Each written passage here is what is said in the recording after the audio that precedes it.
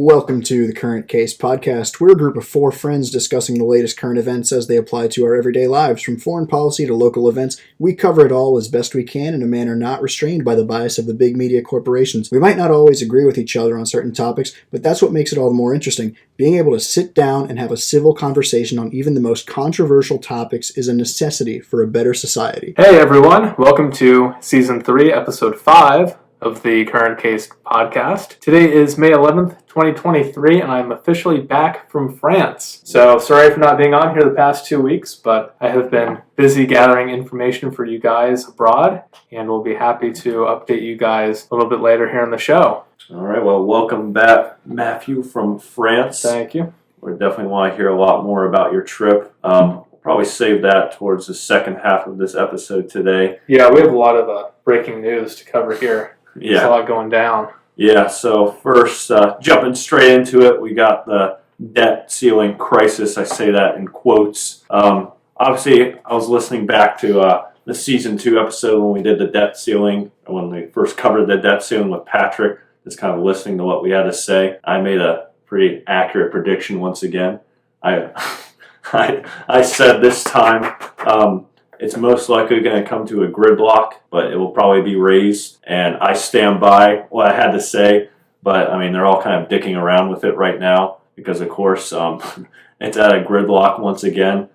This isn't, of course, last time we said the debt ceiling, it's happened like 60 times where it'll just get raised immediately. But this is the third time now. It's come basically to the last minute because what Janet Yellen had to say is we have till like June 1st until we run out of money.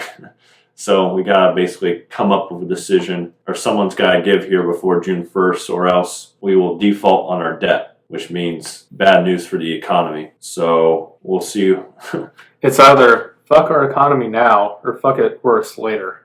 Exactly. And they always choose to do it later. Fuck yeah, kick the can down the road even more. That's what I like to say. Yep. Well, we talked about this extensively before, but I think it's just going to be the same thing as it always is. Not really. We didn't talk about too much about exactly what's going on here. I did want to kind of compare it to 2011 as well, the last time. Technically 2013, this also happened, but 2011 is the most comparable situation. Mm-hmm. It's between McCarthy and Biden right now because the Republicans the Democrats want to raise the deal without like anything else, while the Republicans want a budget cut. So with the bill being passed, with the debt limit being raised, they want something cut as well. I feel like that's how it always is. You know, the Democrats just want to keep spending money and forcing it out places it frankly shouldn't be going. And then the Republicans are like, oh, we need to cut something. But at the same time, they're cutting like some well-needed programs. And they're not trying to fix anything. They're just like, oh yeah, we'll just do these and send it off. So they're not willing to cut different programs and kind of work with the left. But at the same time, the left just wants to increase their spending and won't agree to cut anything. Biden was supposed to meet with them today, and he canceled it for some reason. Go change his diaper. Now. Put in flavor. Biden needed his bi-daily nappy poo. His what? Bi-daily nappy poo. Yep. Oh, fuck. Okay. You know, it's just really interesting to me. Like it's an interesting study in human dynamics, I could say. Like, I don't know. I mean, you look at like what happens if you or I are thousands of dollars in credit card debt. You know what we do? We start cutting spending and stop buying unnecessary stuff. And if we default on it, then people come and take our stuff away. But the government, they just keep spending. And I think it's kind of interesting that the Republicans are the ones who want to, do the rational thing, sort of, and cut spending. But the Democrats, they, of course, think the government's job is to help everyone, give everyone a good life, which is, of course, not the government's role, but they think it is. And they just are fine with spending money. They think we can just print more. It's infinite. Which is true, and they can. But, again, the expense is inflation, and it makes everything go up in cost. What the Republicans want to cut is Joe Biden's student relief program.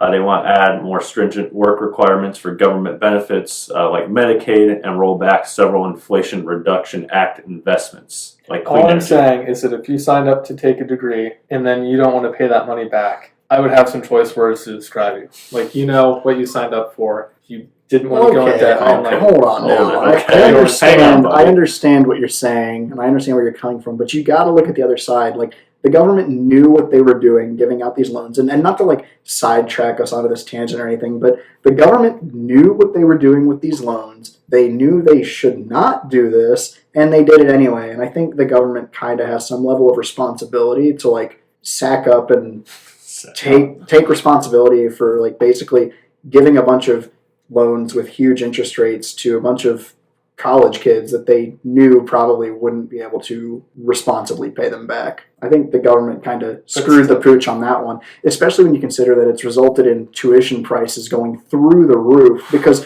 the government's paying the schools anyway. So the schools can charge as much as they want for tuition now, which only exacerbates the problem. You know, sooner or later, something's got to give so that the situation can be resolved. Gee, it's almost like there's blame on everyone. Blame on the students for actually taking these loans. Blame on the government for issuing them. And then blame on the institutions for constantly increasing tuition, even though they're getting paid twice, essentially. Greedflation is what I'm calling it. Greedflation. It's greedflation. That's exactly right. That's absolutely correct. They dropped their prices during the COVID times. All right, Cameron, I'll amend my previous statement then and say it's not just the people who took out loans, but all three parts to that equation. Oh, get that. I can agree with that for sure. Fair enough. But see, this is what happens when you're able to like have a conversation about it without just arguing. It's like, okay, yeah, fair point. I'll take it back. Yeah, absolutely. Like, people need to have more of that. Yeah. That's why we're here. That's what the show is about. I think it's important for us to admit it too when we're on here. Be like, okay, fine, good point. I'll change my mind a little bit and show that it's like it's really not a big deal. Right. It's like, oh, well, fair point. Hadn't considered it. Whatever, big dip. Absolutely, dude. Okay, that's fair. So a lot of people are calling this shades of like 2011 right now. Kind of the same thing. Republicans going back, they want cuts. Obama at the time was refusing to negotiate with the Republicans, and it was a really tight gridlock. Even some compared it to like the Civil War times, how tense it was in some of that. You know, I guess what we just talked about does kind of tie into this then, because they're unwilling to sit down and talk about it. They're unwilling to find a middle ground. So. Yeah, I mean... Yeah, it was like last minute. They had to wait for somebody to basically... What the fuck? You taking pictures of me? I'm sending streaks. Oh, fuck you. Today. I hate the Snapchat. It's a small tangent, but I hate the Snapchat AI. Oh, dude. It's such a bullshit. It's like I ask anything semi-controversial. It's like, oh, I'm sorry. I might offend someone. Yeah, I'm sorry. I'm not alled to talk about this. I have to have a respectful conversation. Dude, one message to that fucking thing. It sucks. So useless. I don't think anyone likes it. No. All right, where were we? I don't know, but I think that pissed everyone off. Yeah, fuck Snapchat AI. Ian named his to Walter. Okay, but so basically it came down to the wire the last time. They came with a deal. They were able to settle something like very last minute back in 2011. So obviously the hope is this time they'll scrape something together again, but I mean, it's not Obama anymore, it's this old fucking office, and I mean, that dude can't even comprehend. I don't even know what planet he's living on anymore, to be honest with you. So he's in Biden space. 4 more years, dude. 4 more years, 86. Let's go.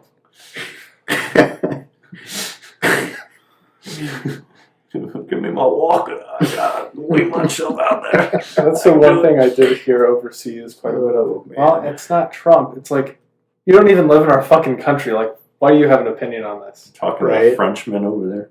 Oh, I talked to a lot of people over there. A lot of it was like, as long as it's not Trump, as long as it's not Trump. It's like, you realize that this person is literally destroying our country from the inside out. Well, yeah, like, and it's like... as long as it's not Trump. It's like, what do you know about it? Like, you know what the media told you. Like, and granted, I mean, that's what we know about foreign leaders too, but we actually do our research on other countries, like international politics. Yeah. These people, they just look at what the news media tells them. These people. It's like, oh, at least it's not Trump. Well, guys, you know about it. Did you research it? Did you, like, actually... I read the headlines at CNN.com. If anyone asked me to, like, give an opinion on their world leader, like, seriously, outside of, like, this, I'd be like, honestly, I have no idea. You'll have to fill me in. like, I don't live in that country. I have pretty much no say as to who you should vote for, what the country needs, anything like that. For all these people just to be like, oh, as long as it's not Trump. It's like, that's so ignorant. Yeah, for sure. To be fair, Trump stepped on a lot of toes when it comes to his foreign relationships, particularly with a lot of NATO allies. He kind of he wanted to encourage them to spend more on their own personal defense. He wanted to. Oh yeah, as they should. For sure, Also, the fact that Trump tried to strike deals with Putin, with I think both with Putin, Xi, and Kim Jong Un. His policy, arguably. I'm all for it as long as they stop, the stuff in Ukraine. Well, maybe if having a tough talk with Putin and before that would have stopped it. I highly doubt that would have stopped it. I'm playing hypothetical here, Ashton. Obviously, I doubt it would happen, but just by getting on someone's case, he did get Kim Jong Un to chill out with the Rocket Man stuff. Exactly. For the moment. For like a year. He did it again. Yeah.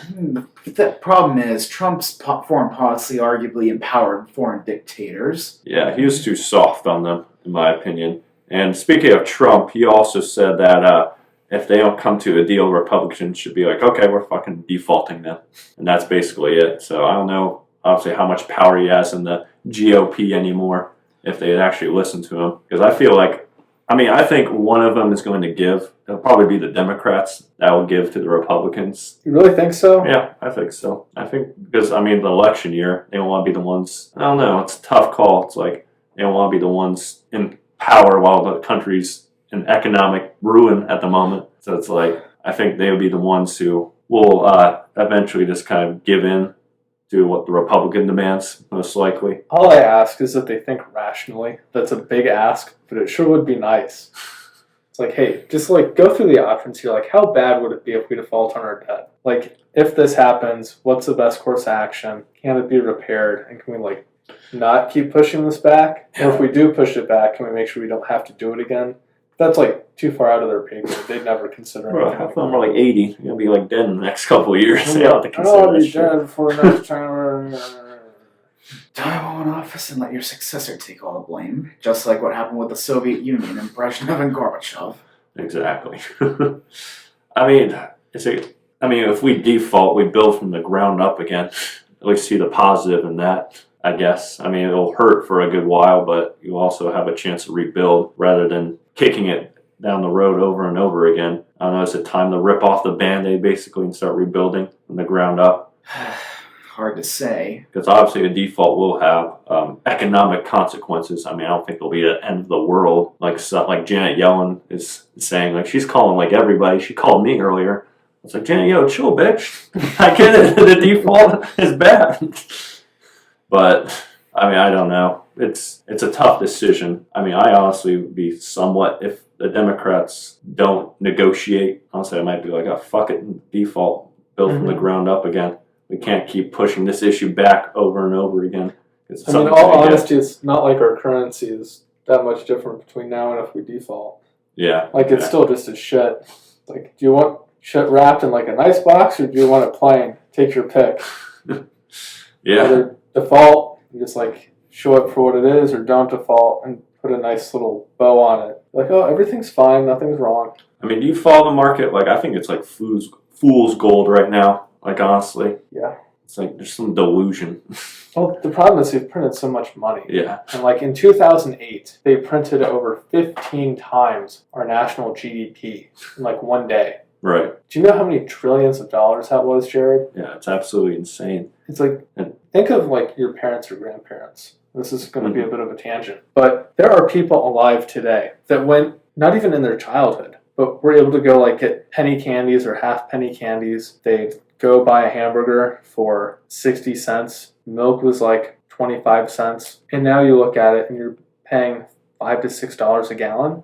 By the time we get their age, if the trend keeps up, we're looking at a $25 a gallon of milk. Right. It's this is not sustainable. It's going to crash at some point. I know. And plus the COVID money printer too, adding plus to that. It's where does this stop? Exactly. You go to some of these other countries where they have hyperinflation, they have $1 million notes. It's just oh yeah, let me carry 25 million in my pocket so I can go buy some bread. Venezuela, anyone?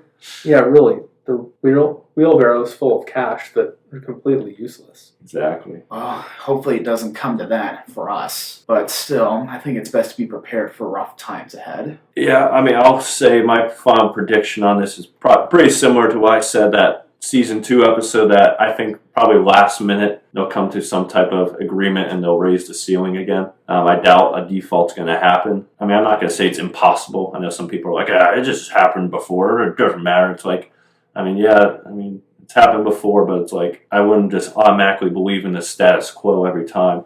It's like sometimes something's going to change. Yeah, You can't just think that it's going to be automatic because this is the pattern. Yeah, and sooner or later the bubble's going to have to burst. Right. Something has to give eventually. So at least that's my prediction for now. Any of you guys got different opinions on what you think is going to happen here as we approach the end of May? God, I love Keynesian economic theory. It's wonderful. Keynesian economics is a scam. It's just like, oh, yes. Tired of this. Bubble and bust. That's like how the economy must operate. It must grow and grow and grow till you hit a bubble, and then it must bust. And everything goes down, and then grow again. Bubble, bust. It's like, that's such shit. Like, why do we always have to maximize GDP? Why can't we just have it, like, grow steadily? As long as it's not negative. We all about the gains here. Nope, we gotta max it We out, about the dude. gains. No, Max it out. Need more money, money, money. No, you have an obligation to shareholders to make sure you get as much money from everyone else as not even humanly positive, but as corporatively as possible. I guess that's why so many AAA studios have been putting out shit games recently and effectively scamming their. Oh, did you guys hear about the Steam lawsuit? What happened? Oh, yeah, apparently you can get, like, I don't know, 70% of whatever you spent between, like, 2013 and now back. What? So, like, overcharged you? Yeah. Did they? Dang. Uh-huh. Fucking. What's his face? Gary? Gabe Newell. Oh, yeah, Gabe Newell. God damn it, Gabe. It just works. No way that was that. Come on, you That's a can't get fault. on Gaben's case too much. I mean, he gives you a ton of deals and sales all the time. He does give me the It's summer great. sale. Summer sale. They got the winter Yeah, I sale. guess It's a fantastic. class action lawsuit against Valve. It said it was using its monopoly power to force game publishers to sell their games through Steam and pay less fees for every sale at Valve's chosen rate. So apparently, you're able to get roughly 40% of whatever you spent. I'll try and look into this more as we talk. Like, update you guys later. Okay. Find a link to it. Valve may have made some good games, but I know they're far from scandal-free. Yeah, Mhm. or early access. That shit runs all the way across Steam. Yeah, it seems like every mainstream game studio has some sort of scandal to their name. Yep, at this point. Alright, but that being said, I think we can probably transition here out of the debt ceiling crisis. Talk about Ron DeSantis, because he's been pretty active recently. So I've heard. He's done a couple different things. First, of course, he's at a war with Disney right now, basically. But very recently, he passed a bill that bans Chinese citizens from owning land in Florida. I think Disney sucks. Well, on that part, Disney definitely needs to be knocked down a peg or two. I'll go over Disney shit in a second. But as for the Chinese thing, I need you to define, is this Chinese... Are we talking about Chinese nationals, or are we talking about Chinese Americans? So it looks like Chinese nationals. So he wanted to expand upon previous legislator where anybody coming in from China cannot own a land. So yeah. Just as a blanket statement, I don't think anyone who is not a U.S. citizen should be able to buy land. Hard stop. Is like that can be. There's so many security threats, and especially with China, they've been buying up a lot of farmland. Oddly enough, very close to our nuclear missile silos and very sensitive different U.S. Air Force installations and military bases. There is a national security threat for it, and there's no reason why the Chinese need to own a significant amount of our farmland. Just like Bill Gates shouldn't either. But, all these countries are trying to buy up the one resource that we need. It's like they already control our medicine supply. They already manufacture everything. The last thing they need is more land here in the U.S. Agreed. It's time the Chinese get out of America. Yeah, and fuck their little, secret spy police stations, too. Those need to get the fuck out. Yeah, for sure. I agree with what you're saying for the most part. The only thing I kind of disagree on is I think that like citizens of other countries, if they want to own like residential, like a home, or they want to rent an apartment or something long term. Like I wouldn't necessarily have a problem with that if they're vetted properly. I could see My that. big issue is like corporations and companies from other countries buying large like housing developments or farmland Well, maybe here. they should implement some sort of caveat to that. Like, okay, you can own like 2 houses or Yeah. 5 acres, whichever is greater. I don't want to sit here and argue the semantics of it. Right, But for sure. But I hear what you're saying. A and small I limit. agree. yes, but any major like national government entity Mhm. or major corporation, terrible idea. For sure. It's like everyone else listening, it's like, yeah, you hate how you can't buy a house. Yeah, guess who's buying all the residential neighborhoods and jacking up the prices? Chinese investment firms.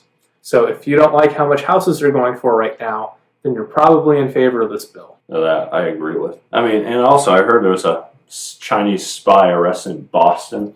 Boston? Boston.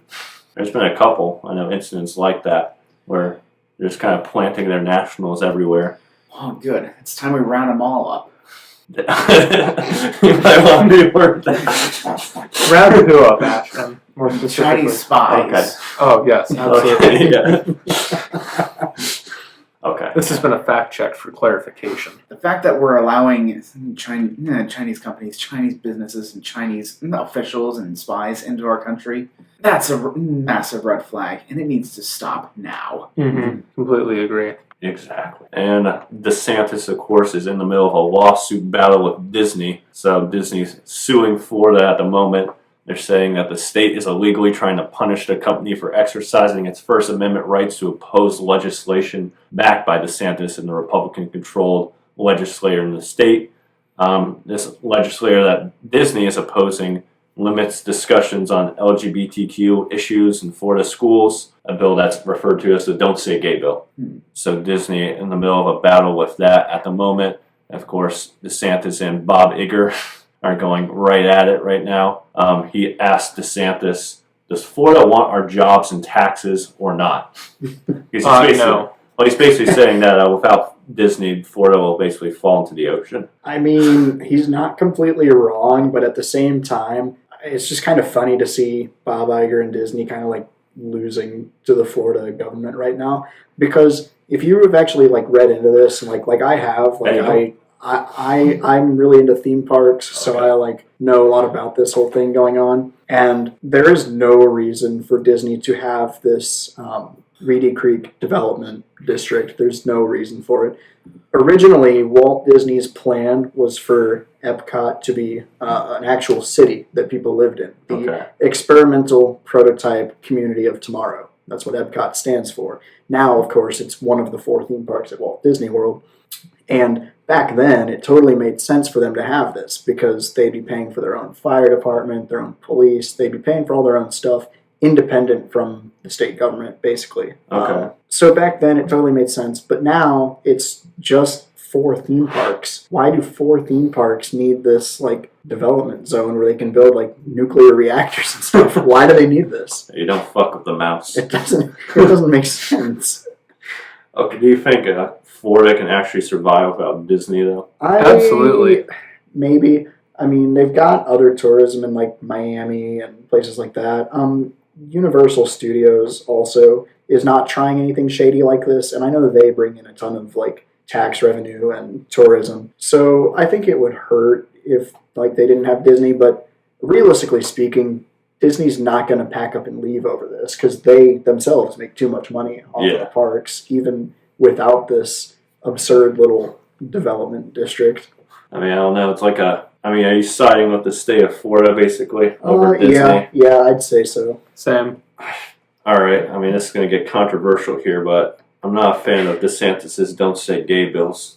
But that's a whole other can of worms. Well, okay. I mean, so this could be a topic for another time. Yeah. But my understanding is that the bill is not a Don't Say Gay bill. They just don't want schools, public schools, teaching young children about sexuality, which I totally agree. That's not really public schools' place to teach young children about sexuality. Young is anything under like when did elementary, middle school. Late middle school is kind of where you have Yeah, that talk. puberty For age. sure.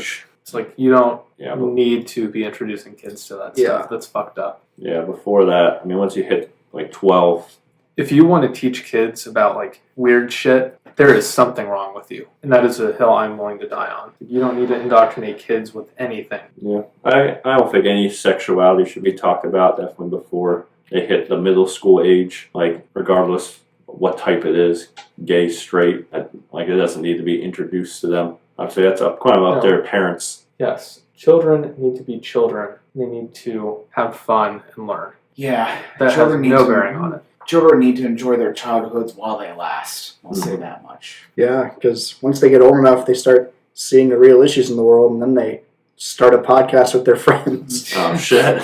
They got to talk about stuff like this every week. Mm-hmm. Hey man, it's only a couple mental issues. It's okay. This is our therapy sessions. Something like that. This is our way of making a difference in the world. Hell yeah, liberators.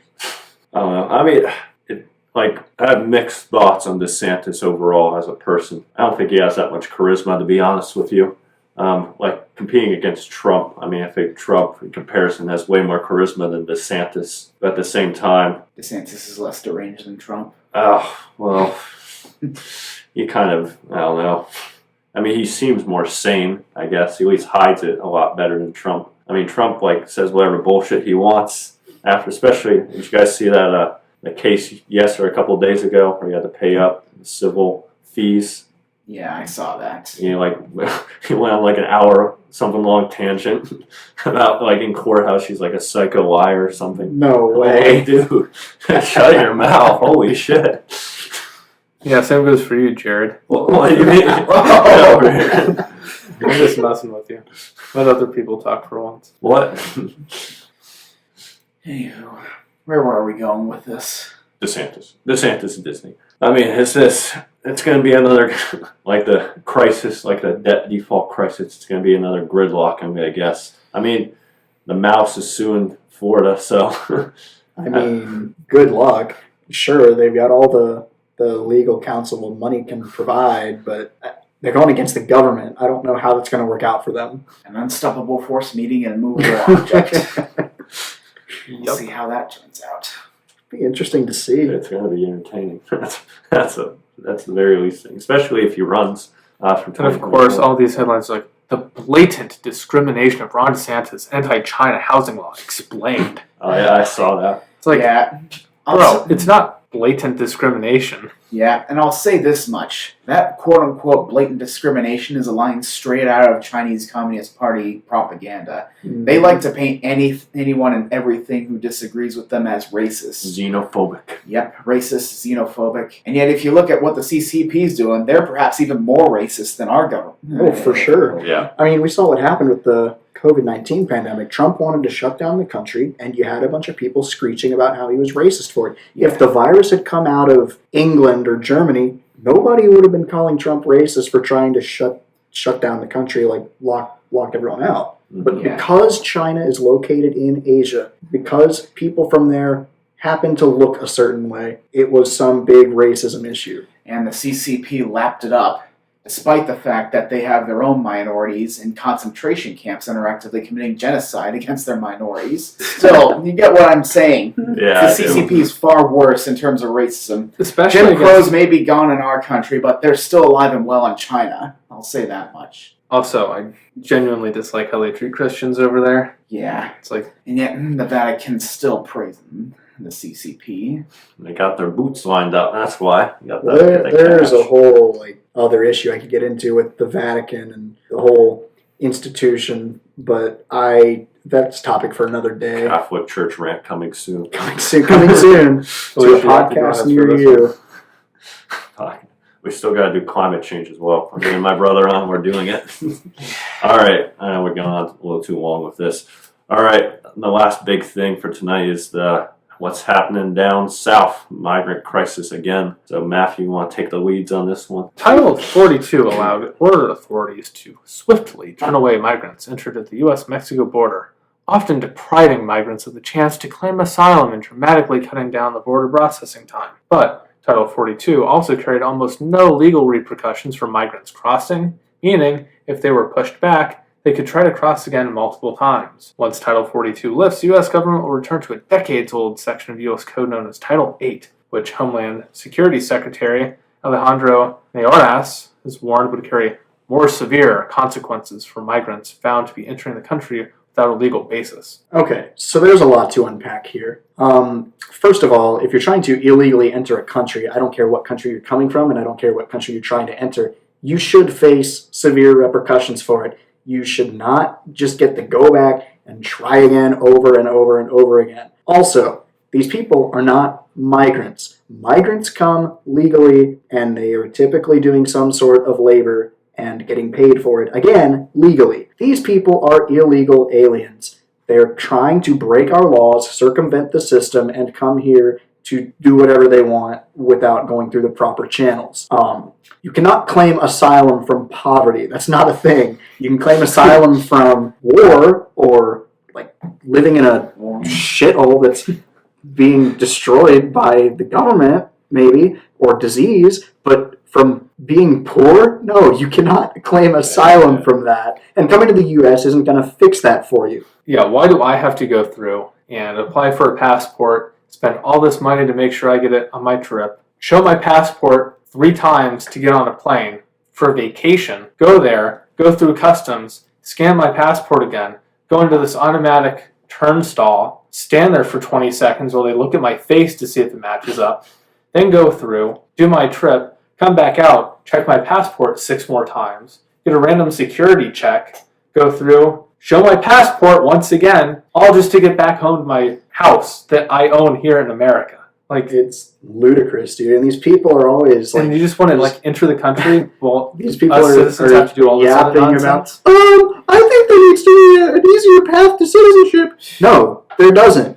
I'm sorry, but we do not have the infrastructure necessary to support the entire world's poor. We just can't do it. There is a legal channel. It is hard to obtain citizenship by design on purpose. And the only time people have a problem with this is when it comes to America. When you look at a country like Japan, where it is borderline illegal to become Japanese unless you marry someone from there, nobody has a problem with that. It's only when America wants their system to work as it has for decades. Or literally any other country.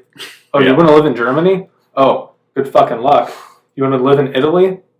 Yeah, if you go ahead and invest, $500,000 into their economy or something else, then you can get like your temporary deal and become a citizen. No, you have to name drop something more significant than $250,000 in another country before they'll start looking at you seriously. Why is it any different for our country? It's like, if this is how it is worldwide, why is it that the U.S. is like, oh yeah, just cross our border, whatever? I mean, even look at Canada, like, it's funny, too, because a lot of people, when Trump got elected, they're like, oh, I'm going to go move to Canada. Oh, and yeah, they Canada's sure did like, that. you can't come here. Sorry, dude. You have to actually provide something of value to our society and be a permanent resident for some number of years, and then we'll consider you for citizenship. Mm-hmm. Yeah, double standards of a lot of these people, I swear. There's also an even more dangerous prospect with simply allowing people to just cross the border without properly checking them. And that's that criminal elements, such as drug cartels, terrorists. What is it, M13? Is that the really dangerous gang down in Mexico? Mm-hmm. I think so. Then Yeah. you have, Foreign different- spies. Right. All those can all just as easily enter as these illegal immigrants. Exactly. And so who's going to stop them once they get inside the country from doing something nefarious? Mm-hmm. I know how many Russians and Chinese citizens want to come in here, or I should say spies want to come in here, slip through that border very easily. Honestly, if I lost my passport overseas, it would probably be easier just to go into Mexico and just walk through somewhere. Exactly. And try to deal with the State Department and get a new one issued. Oh, but it's racist. That's where it stems from again. It's like this xenophobic argument. Yeah. Everything's about race to these people. Yeah. I know a lot of Russian and Chinese propaganda that targets us. They seem to have found a lot of the weak spot of modern, Woke modern society. American woke society, and that's playing the racist card, and they lap it up to push their narrative. I want you guys in the audience to think critically here, because it's a hard topic to discuss. But you really have to think for yourself, is this actually racist? Is this really xenophobic? is this X, Y, Z? Or is someone trying to influence your opinion on a topic because they want you to view it a certain way? Yes, some things are genuinely racist and xenophobic, and no one on here stands for that. However, just because you add some label to something for an argument does not necessarily mean that it's true. And the problem is a lot of foreign entities who are, as Jared said, a Cold War with us right now, love using these phrases to influence everything in our society. Mm-hmm. Indeed.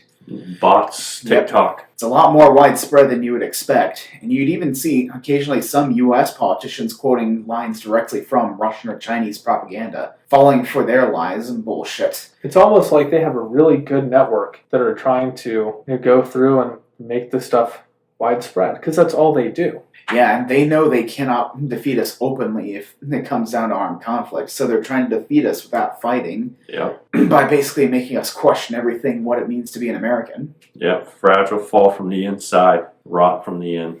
Mm-hmm. Somehow I don't doubt that someone's going to come after this podcast, especially calling China out and Russia out as much as we do. Well, get ready for the bots. But if you...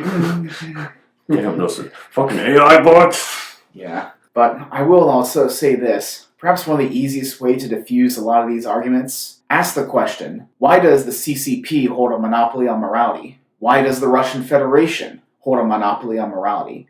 What makes them what makes them able to determine what's morally right or wrong? Especially when you consider what happened in Bucha, the massacres of civilians there, the deportation of Ukrainian civilians in occupied territories by the Russians, the genocide of the Uyghurs in Xinjiang, the cultural genocide of Tibet, Right. the constant threats against Taiwan, the illegal fishing in a lot of international waters by China. Hong Kong. Yep. The list goes on. It truly does go on ad infinitum. The Tiananmen Square massacre. What? What's Exactly. that? Don't know what that is. You get the point. I would say everyone sees through Russia's bullshit at this point.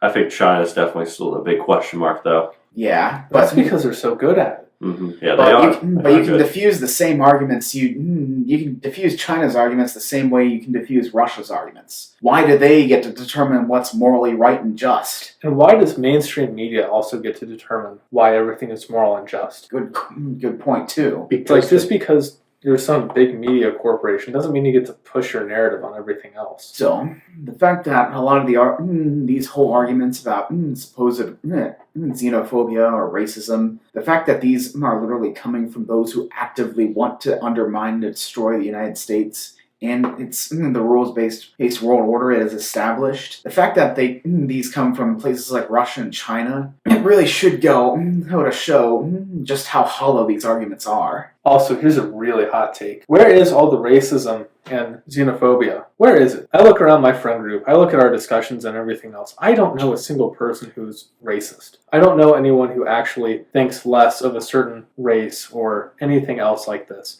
Yet, all mainstream media wants to do is accuse everyone of being racist. Like, where is it? Where are all these racist people? I can't find anyone. You know, it almost makes you think that by pitting us against each other, it not only distracts us from what's going on, but it also weakens our culture. It used to be that there was an American monoculture. There was one American culture. People immigrated here because they saw the American culture, they wanted to be a part of it, and they loved the idea of the American dream.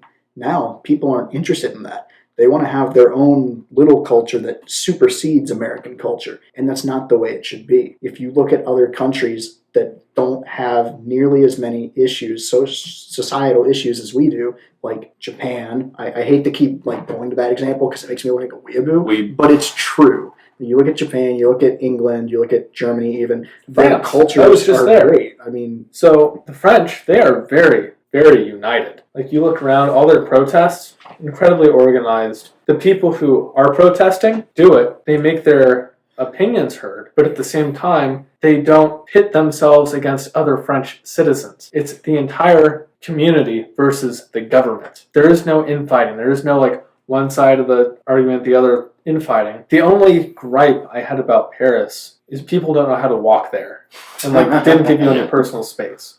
You just get constantly shoulder checked. It was really annoying. But other than that, yeah, Cameron, it was a tangent, but you were absolutely right. I think the problem is, compared to like countries like France, is that we're so large and there's like so much diversity everywhere. From like California is completely different from New York and Ohio. Yeah, I think I've brought this up at least one time on the podcast, that the unique issues against like America, Russia, and China is simply because they occupy so much land mass. Yeah. That it's hard for both to serve both the interests of a Nebraskan farmer, someone in Miami, someone in Nashville, Tennessee, and someone in LA.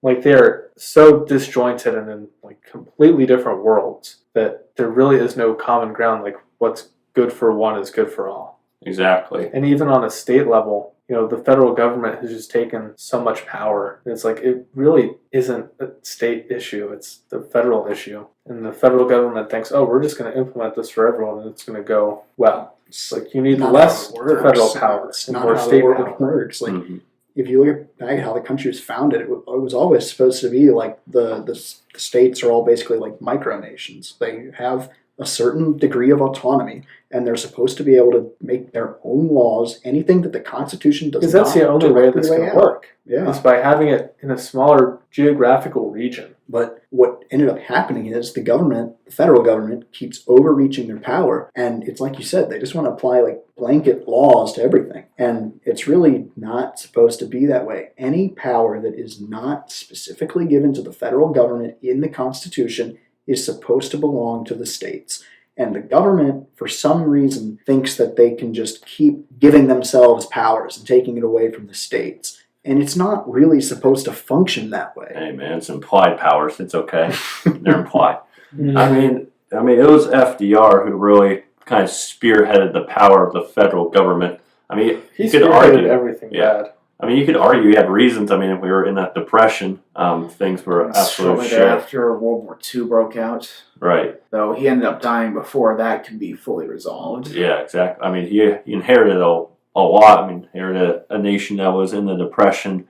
Something had to change because the old ways caused this big crash. So it's like, it's a tough argument there. Of course, you can argue he definitely overstepped a whole ton, way more than he actually needed to. At the same time, you need federal involvement as well, just outside, like in military intervention. There has to be definitely more federal involvement, but I definitely think there is too much. There definitely is too much federal involvement at the moment, but I think a balance of FDR's policies and some of the isolationist state-run policies probably be found, or something that's worth exploring, I guess. I agree. All I know is from my next rant, we really need high-speed rail in the U.S. Yeah, that I would agree with. We need to cut going down. over there. I agree. Essentially going from Paris to Saint Malo, it's like going from, Columbus to Chicago in under 2 hours. Mm-hmm. It was fantastic. Just hop on, sit there, you're really moving. It was cheap